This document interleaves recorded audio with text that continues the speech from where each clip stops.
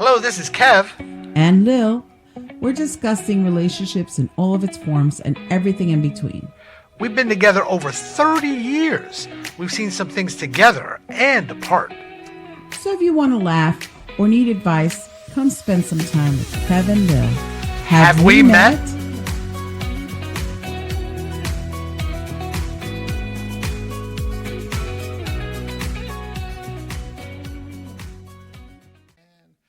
Hello, everybody, and we're back.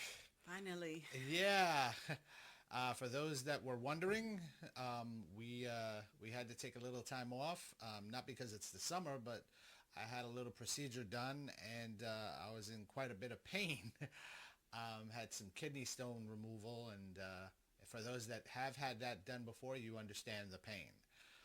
And it was funny. You had surgery. It's not like you just had to pass them. You Yeah, had surgery this time I actually had to have the surgery done. The stone was quite large. It was you saw the photo that because they had to break it up, and it was a lot. It was a lot. It was a lot of pieces. I want to say upwards of 40 pieces at least. No, it was more than that, but it was. Because gross, there was some, and it was a lot. Yeah, there were small ones, and then there was the breaking up of the larger one. Yeah. But not to dive too much into that. But it's funny because before we had to take the break. We were gonna hit on this topic, and it sort of slides into this pretty well. It's here are ways to cope when someone you love faces a serious illness or injury. I wouldn't say it was that serious, but it was certainly uncomfortable. Kudos to the beautiful one here. She took really good care of me. I owe her a lot, because I gotta tell you, man, I wouldn't say I was a baby, but I certainly would say that I was. She took care of me. At least not this time. I don't think I was a baby about it, right? I wasn't like whining or anything. But no, you were whining, but you weren't a big baby. Yeah, not like you if I had a cold. You were in pain. Yeah, that I was actually in pain. Yeah. I mean, there was a couple of nights there that I literally laid in bed and I was, which is sad for anybody that's trying to be a man. But no, sincerely, it was very uncomfortable. So, I haven't had to do this myself, take care of a loved one that's sick or illness or anything. Funny enough, Lil's got quite a bit of experience with it now. So we decided to touch on this, and it's more her episode. I will chime in, of course, as much as possible, because I don't know when to shut up. But yeah, so I'll let her begin. Well, like he stated, it's ways to cope when someone you love faces a serious illness or injury. My mother was diagnosed with cancer a few years ago. 40 years ago now, right? Yeah. I want to say about 4. And she's been in remission for the past year. More than 4. Because it was during the pandemic, so I want to say 5 years ago. No, we didn't know. It was after the pandemic that we found out. Let me stop. Okay. Yeah, so she's in remission, thank God, and but it's a type of cancer that doesn't go away.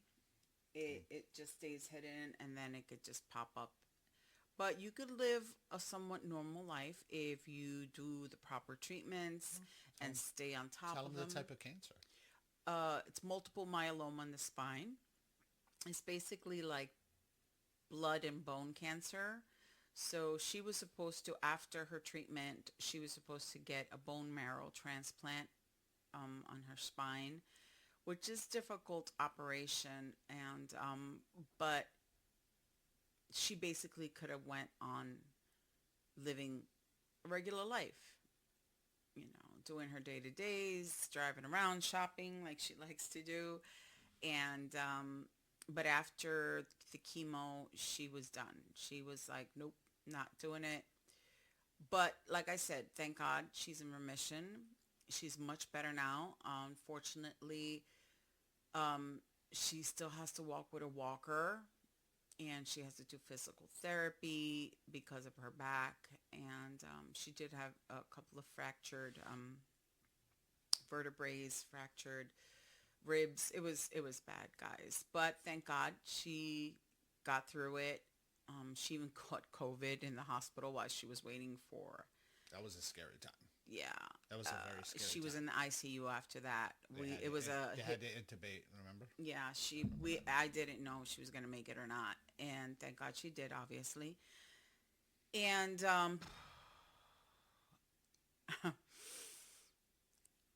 I now know, and I always knew, but now I specifically know. You know how it is when someone passes and that's close to you, and then you're like, "Oh, I'm so sorry. My condolences.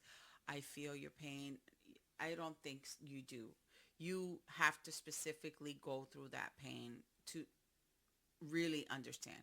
Of course, we'll understand the loss of a loved one because obviously you'll be like, "Oh my God, I don't know what I would do." But while I was taking care of my mom, which was for a very long time, I barely got to see my family.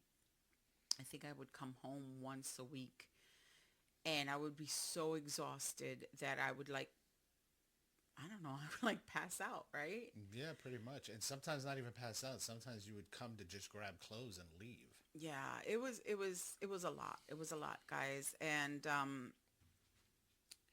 there were certain things that I had to do to cope. I mean, of course, my family was worried, and I started seeing a therapist because it was getting really bad, and I wasn't taking care of myself Nope. at all. Not even a little bit. I wasn't eating right. I was not sleeping whatsoever.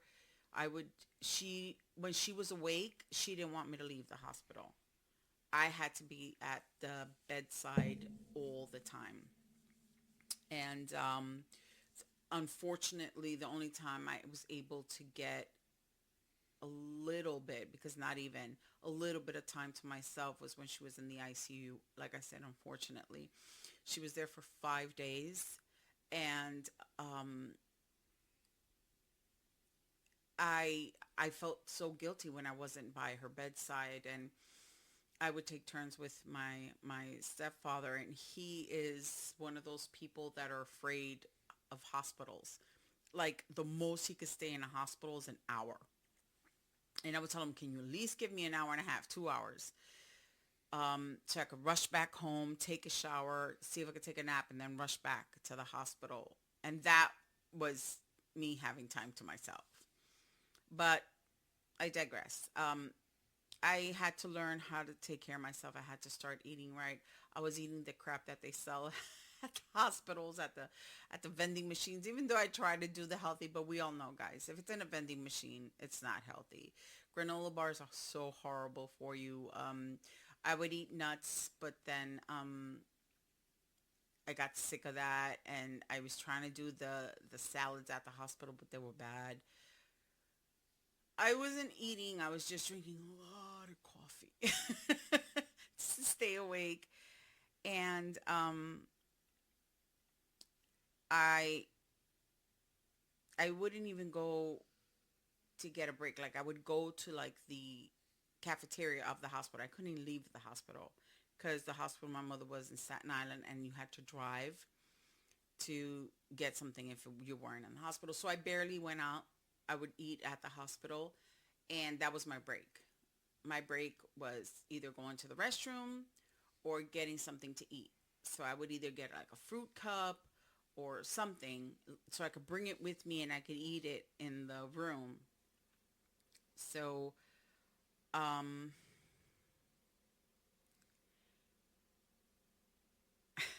I'm just trying to go in my head, like, I don't know how I did that. But my my support network was my family. And I took a lot out on them, like, I would come home and I would snap about stupid things like, "I can't believe I've been gone all this week. You haven't even vacuumed the floor. You haven't done the laundry." Like, I would pick on stupid things like that. And I was in a hospital one night, and most of the night, and when I felt like I was losing it, I would go for a walk. And for me, going for a walk was going to the bathroom. I would go to the furthest bathroom on that floor, and that would be my break. And even the nurses were like, you should go home, take a shower, take a nap. And I don't know. I would go I would go to a coffee shop sometimes. That's my favorite place to go, like Barnes and Nobles when I'm like depressed, or I would go to Barnes and Nobles, buy a cup of coffee. I would watch YouTube videos because that relaxes me, my crafting videos. My biggest thing, I wouldn't sleep. When I would go to bed, it's just I was running everything through my mind. Um, my husband was Kevin was telling me, "Babe, you got to talk to somebody because this is not good." Um, what else? I don't even remember. Wow, it was So, like a blur to me. so it was taxing. It was taxing. I'm gonna hate to have. Well, I'm not gonna hate to, but I'm gonna bring up some bad stuff. Like, I I remember when she told me that her mom had been diagnosed with this cancer, and she turned to me and she goes, "I'm gonna quit my job." And I looked at her and I said, "What do you mean you're gonna quit your job? What are you talking about?" She goes, "Oh, I got to take care of my mother." And I said, "Okay, I'm not gonna tell you not to quit your job.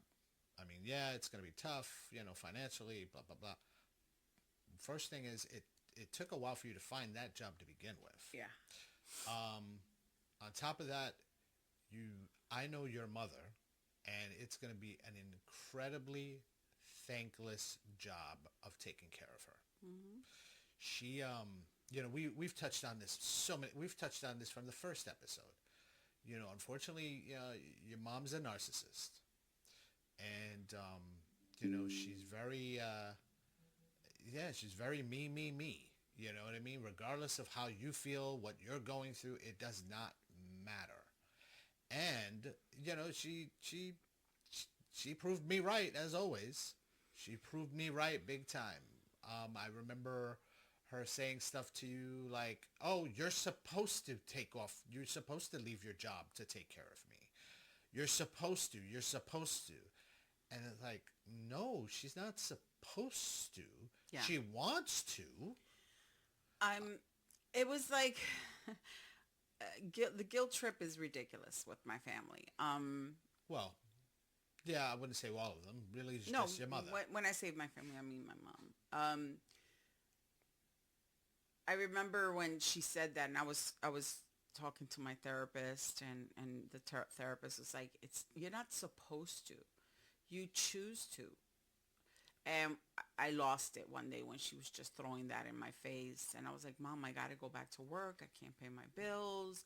"Oh, well, what about your husband?" I'm like, "He's paying for everything, but we've always been a two To income. income family, and it's hard on us." And I was really and I still am. I still am bad to ask.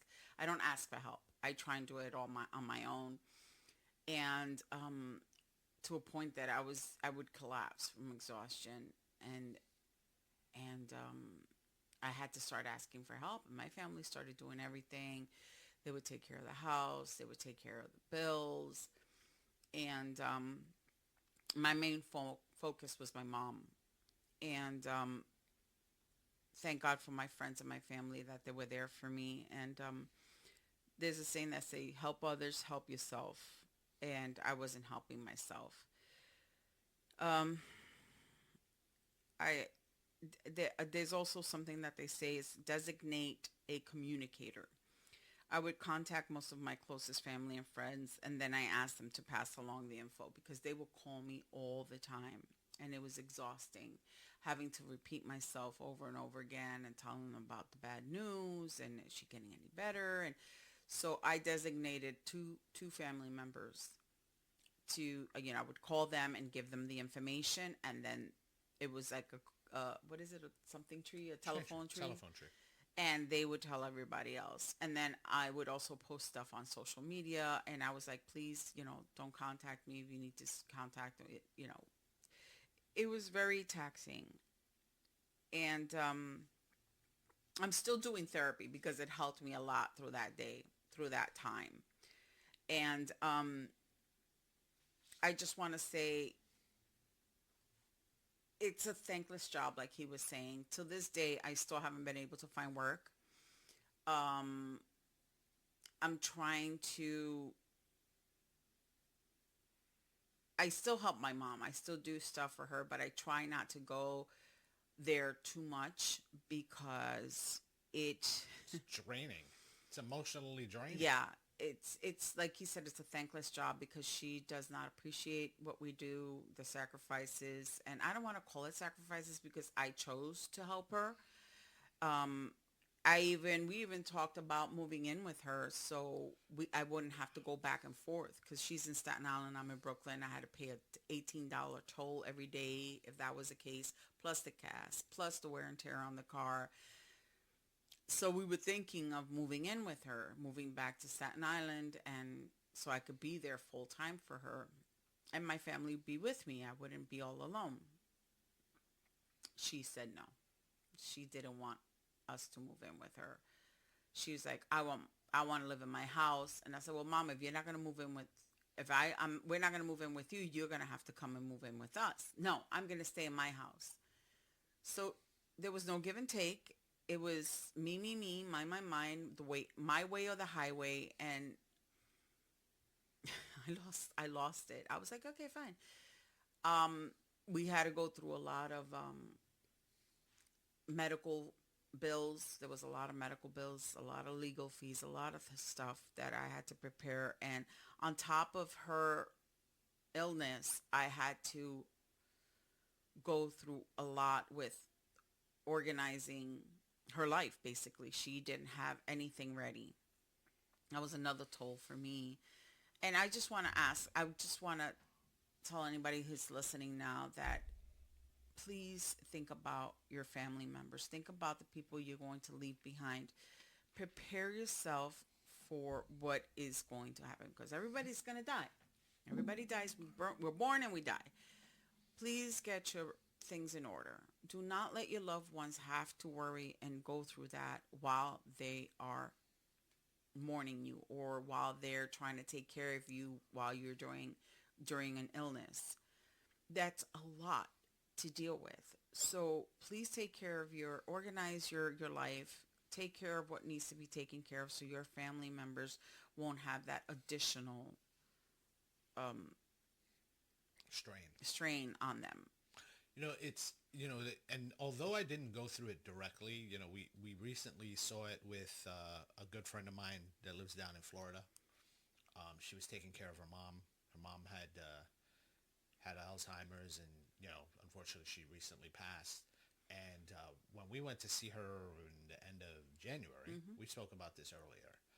When we went to see her, down there, we spoke about it. And Lily and her, although they weren't close, I think they got a little closer because they shared that part.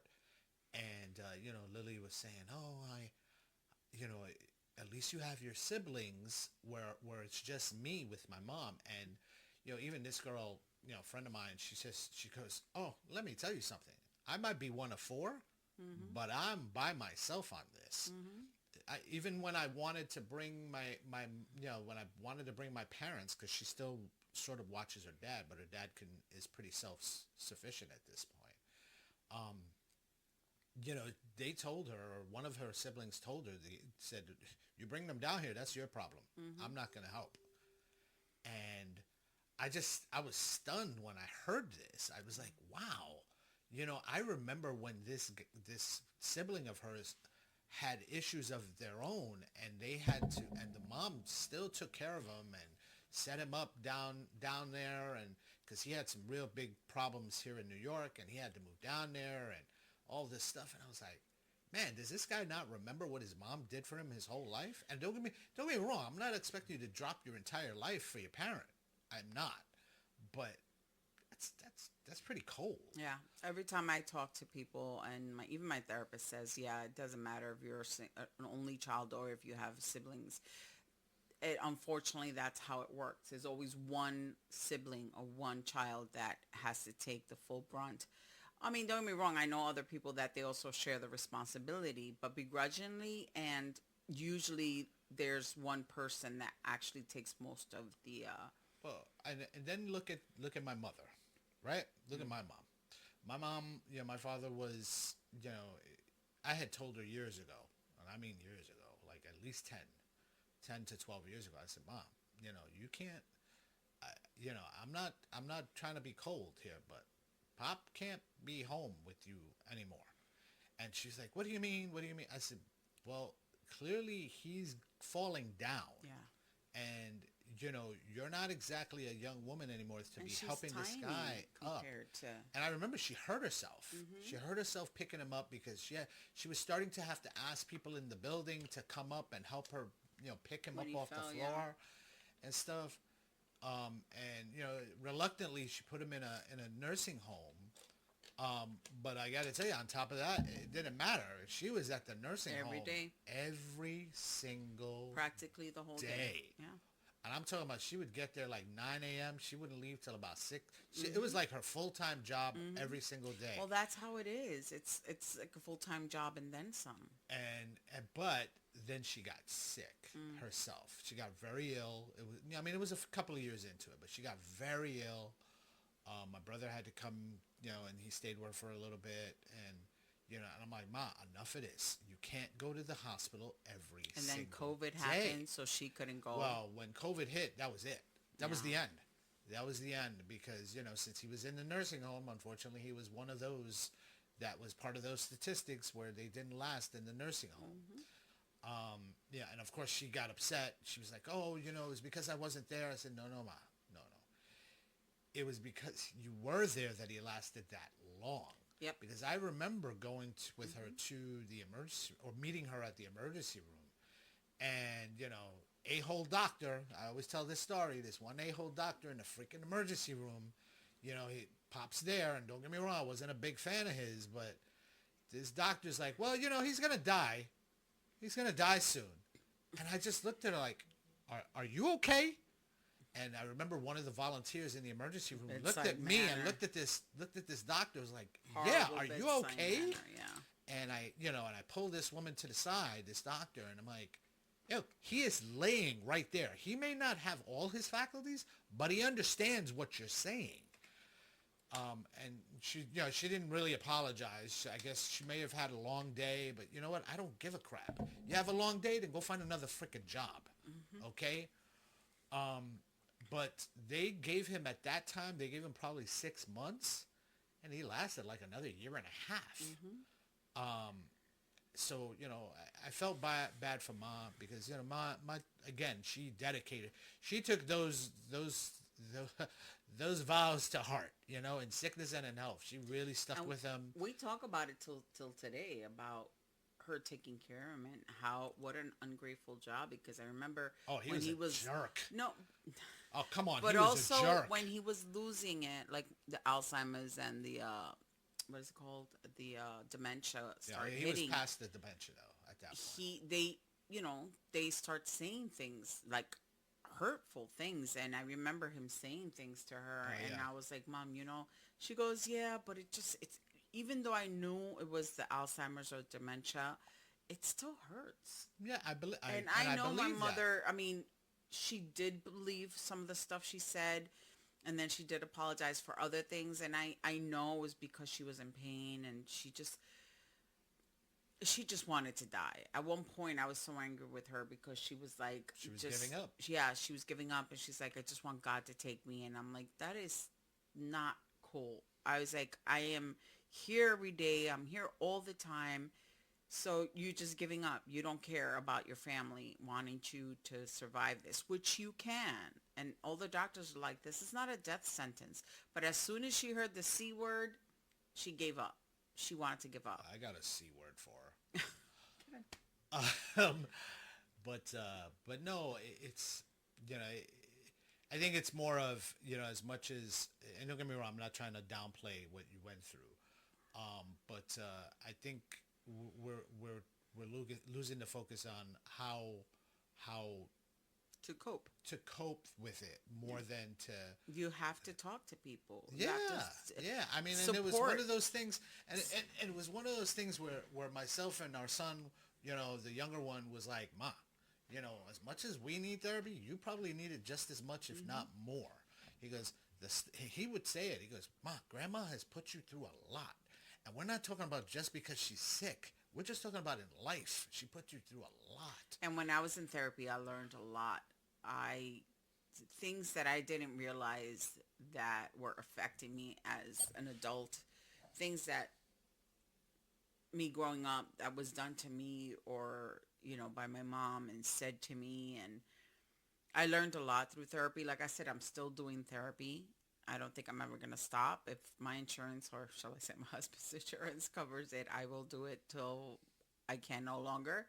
But it has helped a lot. It's opened my eyes. It's helped me cope with my mother's illness, which was a lot. I would cry every day. It was affecting my health. And support system, you have to have a support system. My support system was my family. And delegate as much as you can, which is very hard for me. It was very hard. Even it's always hard for you because you feel like you can do it all on your own. I know you well enough that you feel you want to be Wonder Woman, and you're trying to be the superhero and try to do it all on your own. And I'm looking at you like, no, there's not a need. Now, don't get me wrong. Yeah, certain things, you can do. I'm not saying, and it's not that you can't do it. You shouldn't have to do it all. Yeah. You shouldn't have to do it. I felt like, it's my mom, it's my responsibility, but don't think that way. You need to take care of yourself, and don't think it's selfish, because if you don't take care of yourself, how are you going to take care of your loved one? You have to take care of yourself first. Like they say in the airplanes. Right. Put the mask on first and then assist the person next to you. And that's what you have to do. You have to take care of yourself first in order to take care of other people. And take breaks. I didn't hardly take, oh my God, my sciatica, my back. I was in so much pain, guys. I went through so much. And it was just because I was sitting there. I was afraid to leave her side. And like I said, my only break was walking to the furthest bathroom. It's funny though. Were you afraid to leave her side? Yes. Or were you afraid to hear her mouth because you left her side? I would feel guilty. I'm like, oh my God, what if something happens and I'm not here? Oh my God, what if, and I would be on top of the nurses and the doctors. I'm like, what are you giving her? What is that for? And how long do you have to give it to her for? And I would stay on top of them. I'm like, look, her IV bag is empty. And I was probably one of those annoying people at the hospitals that the nurses are like, but a lot of them, they understood. And they even would tell me, goes, listen, you're not getting, because I would apologize. Like, I'm sorry, I must be getting on your nerves. And they're like, no, that's wonderful that you're there by your mother's side. And then they would tell me, you got to take care of yourself. Go home, take a shower, take a nap. But we don't do that. We don't sleep, or at least I do. No, you didn't. No, you didn't.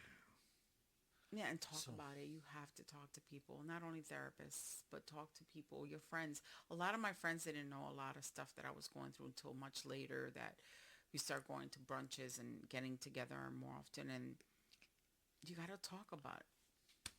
You got to talk about it. You need a support system.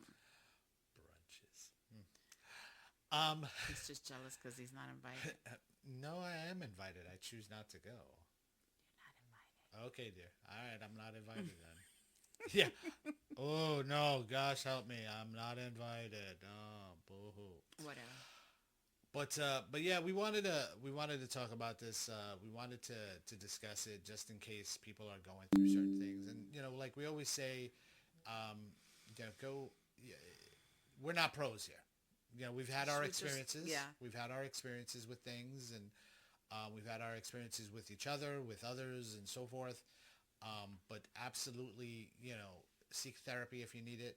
Seek a counselor if you need it. Go to your primary care physician and see if maybe it's a chemical thing or whatever.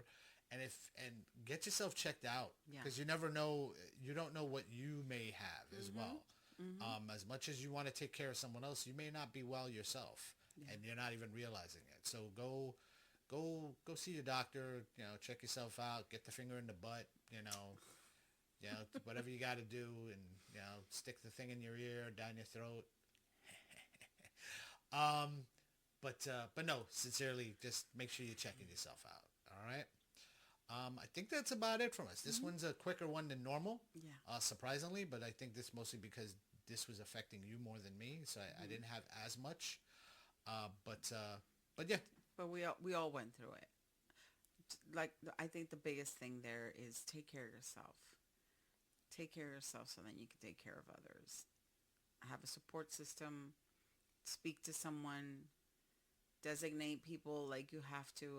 What was the word? Delegate.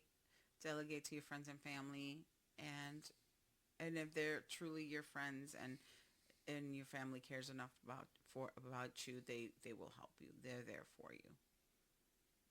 And seek help. Talk to a therapist. All right, everybody. Well, thank you for listening. Bye.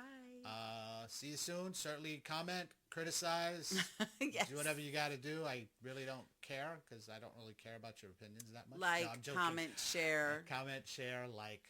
And do it on any of one of the platforms. We're on YouTube and Spotify and Apple Podcasts. All and, the social medias. And yes, we're on the social media stuff too. So please certainly comment there. I don't have boogers this time, which is good. But we apologize for waiting so long, but somebody it's one of was those not things. feeling I well. wasn't feeling well, so not And it's boo-hoo Kevin me. and Lil. It's just not Lil. It's Yes. Kevin and Lil. Kev So and Lil Lil. couldn't come here. Yeah, it's By the both way, of I don't us. know how to do any of this stuff, so. No, it's funny enough, she doesn't. Surprisingly, she doesn't, because she's usually pretty good at stuff like that. I am. But yeah. So thank you for listening, and we'll talk to you next time. Bye. Later, y'all.